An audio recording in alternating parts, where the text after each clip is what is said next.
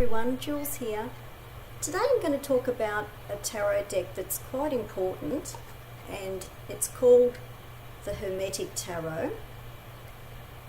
It's quite an important tarot deck because it's compiled from the drawings and knowledge of Samuel MacGregor Mathis, who was a co-founder of the Hermetic Order of the Golden Dawn and who was also the teacher of Aleister Crowley.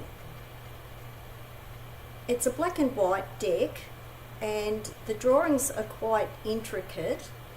It's drawn by an artist called Godfrey Dowson, and it's an important deck because it's probably the closest Golden Dawn deck out there that is the most accurate to the ideas and teachings of the Golden Dawn. So that's the box. It comes with a really good little white book. It's thicker than usual. It's got more information in that than usual, and it's got a good historical background to the deck and to the Hermetic Order of the Golden Dawn and information about Samuel MacGregor Mathis. When you see the deck, if you buy it, you will look at it and say, oh, that's a Crowley deck, that's a Thoth deck. And that is because a lot of people don't realise that Crowley's ideas were actually taught to him by the Hermetic Order of the Golden Dawn, and a lot of the ideas and correspondences and attributions for the names of the cards and things like that were already in place when Crowley joined the society. So a lot of people think Aleister Crowley was the one who created most of those things, when it was actually the Hermetic Order of the Golden Dawn, and particularly the leader of that society, which was Samuel MacGregor Mathis, who was also his primary teacher, who actually created all of those things. Crowley did go on to found his own order after that, and he expanded on Mathis' ideas, but the original ideas were all created by Samuel MacGregor Mathis.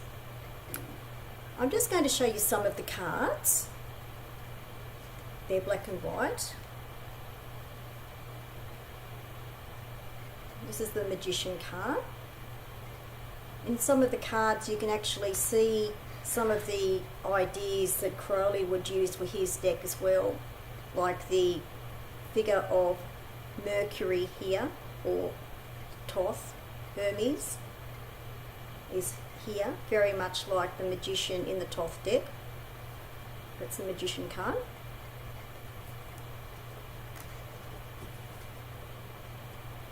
This is the High Priestess card. And the names down the bottom here of the card are very similar to the names and attributions that is used in the Thoth deck by Crowley.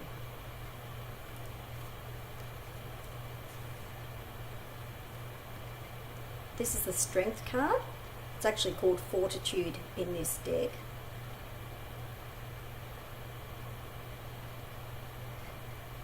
The cards are quite beautiful and intricate, and being in black and white, it makes them very interesting.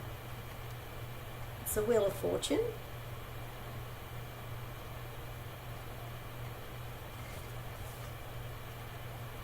Justice card.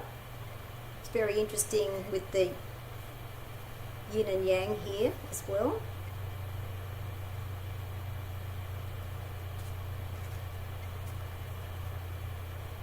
Here's the Hanged Man card. With this one, anyone who knows the Thoth deck will recognise that's very similar to Crowley's Hangman card.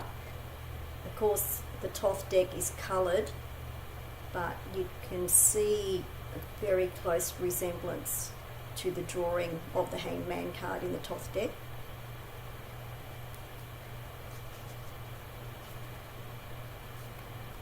And the Death card too is very similar to the Croft Death card.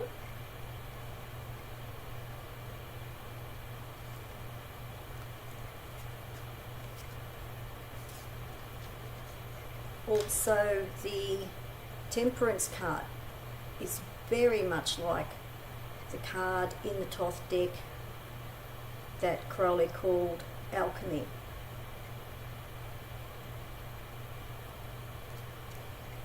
And the last one I'm showing for now is the Devil card.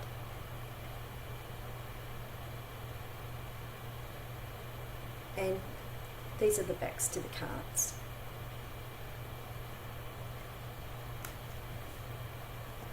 Now, the little white book is very good because it gives a really good background information for the Hermetic Order of the Golden Dawn.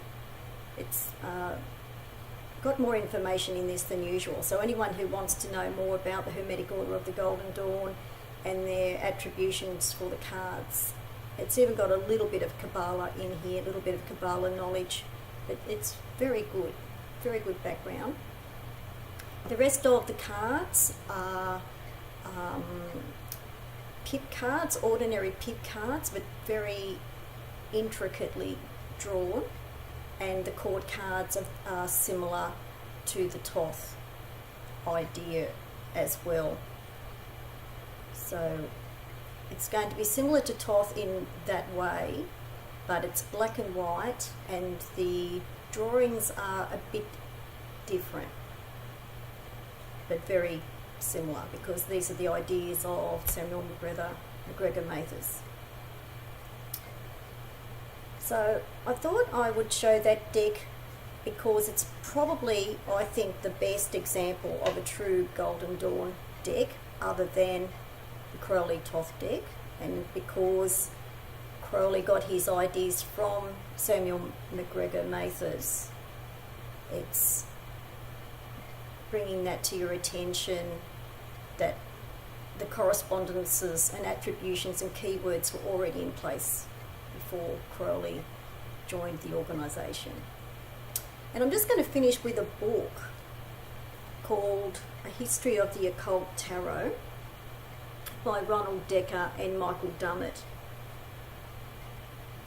I'm showing this particular book because it is so well written and so well documented about the Hermetic Order of the Golden Dawn, and it covers the period from 1870 to 1970, which is pretty much the period that has influenced tarot now as we know it. It's very well researched and documented.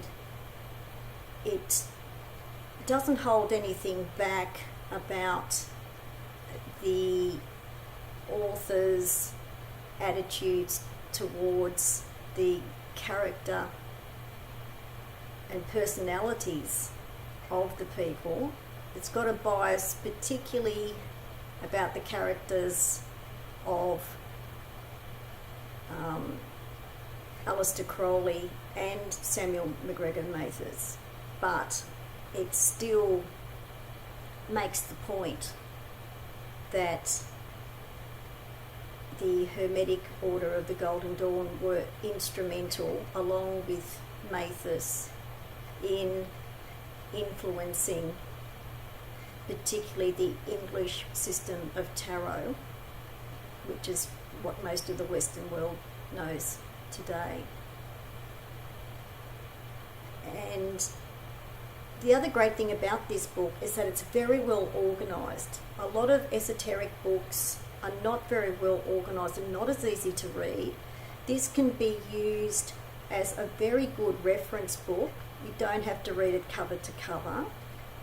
At least half of the book is about the Hermetic Order of the Golden Dawn, Arthur Edward Waite, Aleister Crowley, Samuel McGregor Mathers, and other people as well.